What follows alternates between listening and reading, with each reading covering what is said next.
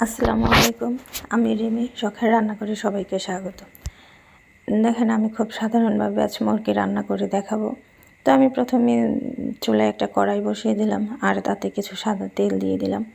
তারপর তেলটা একটু গরম হয়ে আসলে আমি কিছু পেঁয়াজ কুচি দিয়ে দেব আর দিয়ে দেব কিছু রসুন। তো দেখেন, আমি রসুনগুলো কেটে দিই নাই, এভাবেই ছিলে দিয়ে দিচ্ছি খোসা ছাড়িয়ে। তো আপনারাও দিতে পারেন। তারপর আমি দু থেকে তিনটা তেজপাতা দিয়ে দিলাম আর দিয়ে দেব 2 টুকরা দারচিনি আর তিনটা এলাচ দিয়ে দেব। তো আমি কিছুটা ভাজা হয়ে গেলে দিয়ে দিয়েছে আদা রসুনের পেস্ট আর দিয়ে দেব জিরার পেস্ট। তারপর আমি একটু নেড়েচেড়ে একটু পানি দিয়ে নিয়েছিলাম।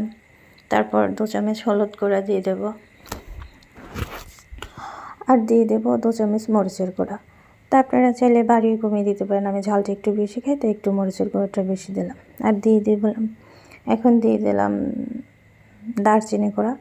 তারপর দিয়ে দেব ধনিয়ার গুঁড়া। তারপর একটু নেড়ে চেড়ে এখন দিয়ে দেব স্বাদ মতো লবণ। আর লবণ দেওয়া হয়ে গেলে একটু নেড়ে চেড়ে দিয়ে দেব কিছুটা পেঁয়াজ বাটা। আপনারা চাইলে পেঁয়াজ বাটা আগেও দিতে পারেন। তারপর পেঁয়াজ বাটা দিয়ে নেড়ে চেড়ে যত সময় মশলার কাঁচা গন্ধটা থাকবো তত সময় পর্যন্ত নেড়ে চেড়ে কষিয়ে নিতে হবে। তারপর দিয়ে দিলাম মুরগির মাংসগুলো। তো এখন আমি ভালো করে মশলার সাথে মিশিয়ে নেড়ে চেড়ে নেব। তা আপনারাও দেখতেই পাচ্ছেন আমি কিভাবে করতেছি। তো আপনারা এভাবে একদিন রান্না করে খেয়ে দেখেন, খুবই ভালো লাগবে। কিছু সাধারণ জিনিস দেখতে সাধারণ হলেও খেতে কিন্তু ভীষণ মজা হয়। তো আপনারাও ট্রাই করবেন। তারপর আমি একটা ঢাকনা দিয়ে 5-7 মিনিটের মতো ঢেকে জাল করে নেব। দেখেন, এখন দিয়ে দিচ্ছি ফেটানো টক দই।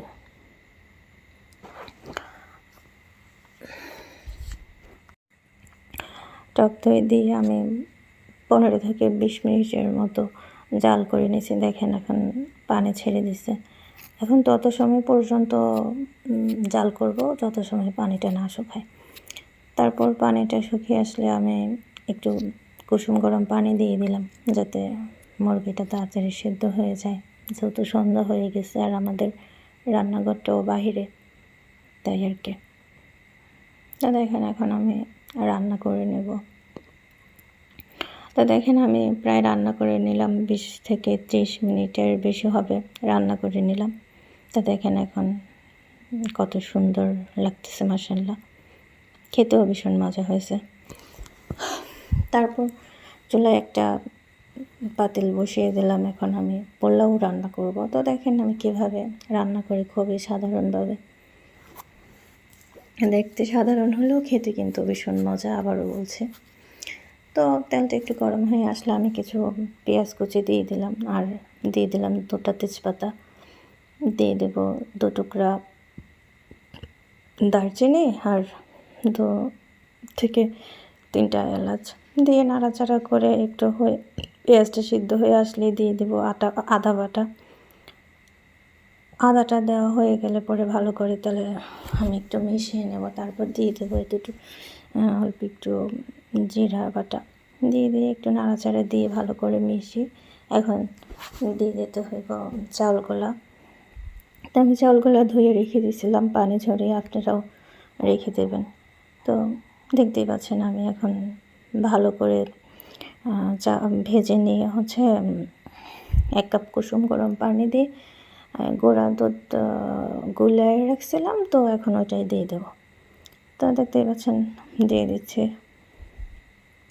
এখন আমি ভালোভাবে নেড়ে চেড়ে সব গোলা জল ভালোভাবে নেড়ে চেড়ে মিশিয়ে তারপর এতে আমি কুসুম গরম পানি দিয়ে দেব।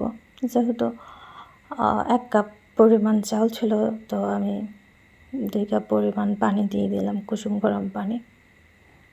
কুসুম গরম পানি দিলেই হয় যে পোলাও হোক বা অন্য কিছু হোক, একটু খেতেও মজা হয় আর রান্নাটাও খুব সুন্দর হয়। দেখেন, তো এখন আমি ঢেকে দিয়ে রান্না করে নেব আর কিছুটা স্বাদ মতো লবণ দিয়ে দেব। দেখেন আমার রান্না কমপ্লিট, দেখতে মাশাআল্লাহ কেমন হয়েছে দেখতে এখন আপনারা কমেন্টে জানান।